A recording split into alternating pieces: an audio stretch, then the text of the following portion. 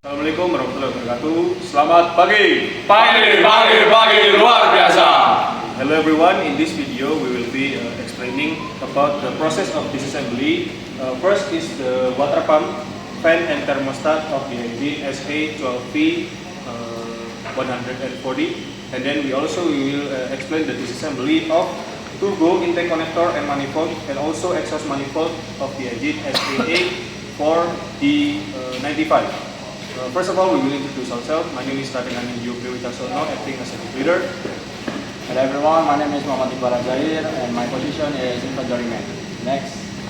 My name is Muhammad Dana Prawega and my position is toolman. Hello everyone, my name is Farul Ahmad. I am position mechanic number 1. My name is Sebastian Endro. My position is mechanic 2. My name is Enggar Satyastiawaneng and my position is mechanic 3. Radiator.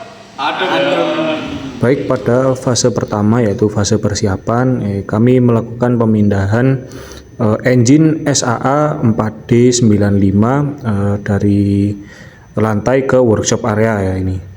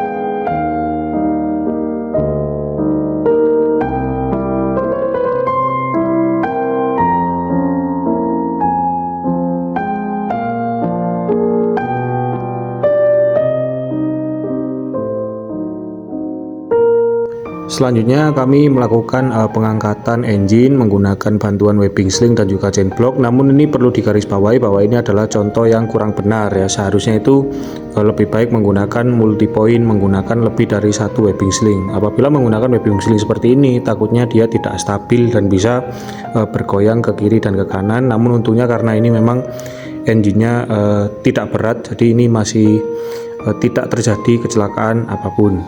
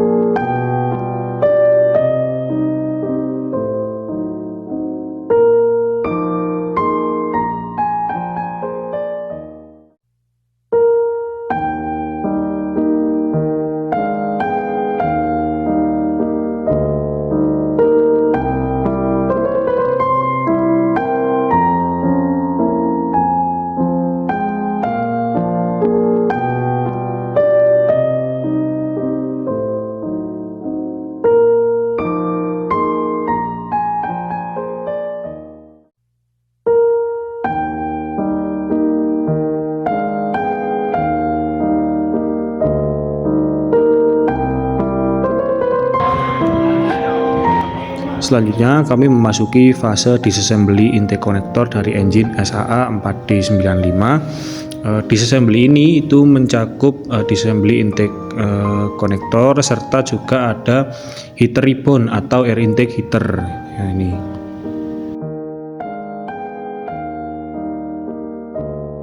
Fungsi dari air intake connector sendiri ini adalah penghubung untuk komponen-komponen intake seperti kompresor apabila menggunakan turbo ya, ataupun apabila tidak ya berarti langsung dari pre-cleaning valve, setelah itu ke primary dan secondary air filter untuk memasuki intake manifold. Dan biasanya ya seperti ini di video, setelah konektor itu ada heater ribbon atau intake heater ya. Ini gunanya untuk memanaskan suhu udara saat mau memasuki combustion chamber dan intake manifold agar pembakaran itu terjadi bagus saat starter.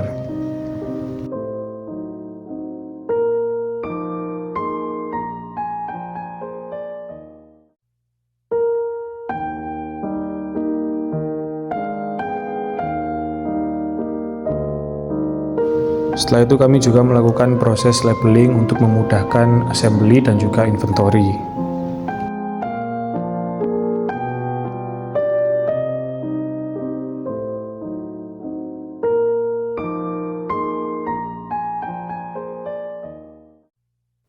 Sebenarnya setiap sistem yang kami disassembly itu semuanya kami labeling, cuman karena yang tervideo hanya ini, jadi untuk ke depan ya komponen-komponen yang lain ini nggak ada video labeling seperti ini.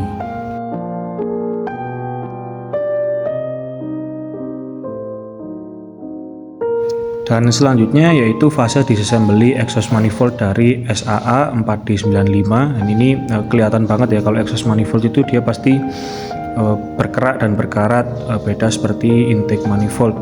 Exhaust manifold ini fungsinya untuk melanjutkan udara yang sudah digunakan combustion chamber untuk lanjut ke turbine housing. Sebagai lanjut ke turbine housing itu nanti menjadi tenaga untuk kompresor turbocharger menarik udara dan juga mengkompres udara.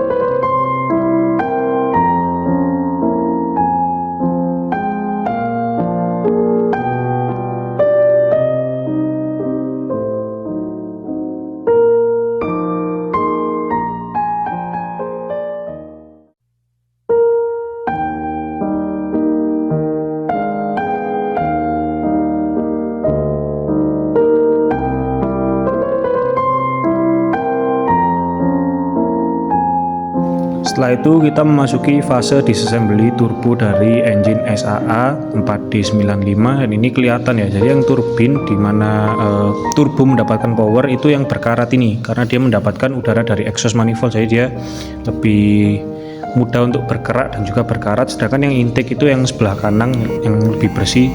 Ini ada inventory kita, Mas Iqbal ya, ini yang mengkompres udara dan juga menarik udara, ini yang bersih.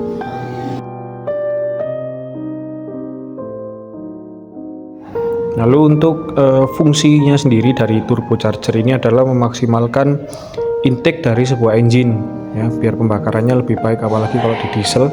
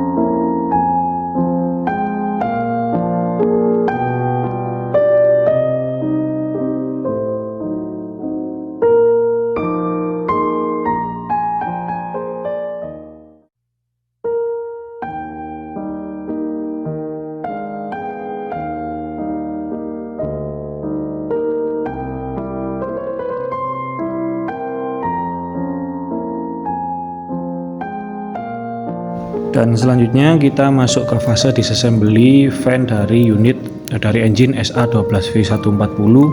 Ya, ini komponennya sangat besar ya ini. Ini kita amankan dulu menggunakan webbing sling yang 2 ton. Setelah itu kita lanjut ke chain block. Kalau komponennya itu sendiri beratnya itu di 75 kilo. Terus ini membutuhkan beberapa orang ya untuk disassembly ini.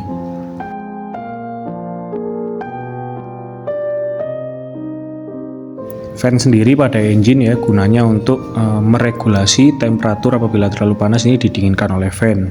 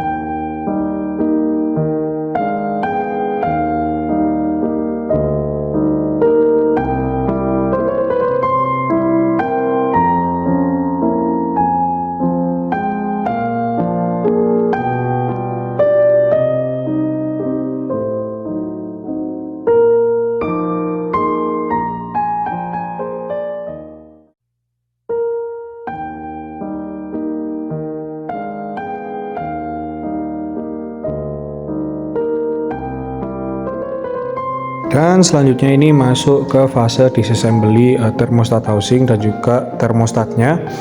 Termostat itu sendiri pada engine gunanya ya untuk meregulasi temperatur dan menjaga engine agar tetap pada ideal working temperature. Itu biasanya ada di sekitar 89 sampai 93 derajat. Dan cara kerjanya, jadi saat termostat ini mengsensor bahwa coolant ini panas, maka dia akan melanjutkan coolant ke radiator. Sedangkan kalau termostat ini mengsensor bahwa coolant ini perlu dipanaskan lagi, jadi suhunya ini masih di bawah dan perlu dinaikkan, itu maka termostat ini akan mengarahkan coolant pada bypass valve seperti itu.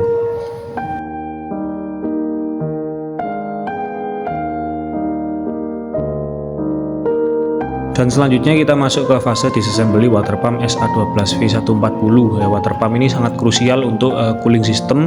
Fungsinya untuk memompa coolant ke seluruh sistem pendinginan. Dia inletnya atau masuknya itu bisa dimasuki oleh coolant yang lewat dari bypass ataupun coolant yang lewat dari radiator tank. Ya, ini fungsinya untuk memompa coolant ke seluruh sistem pendinginan.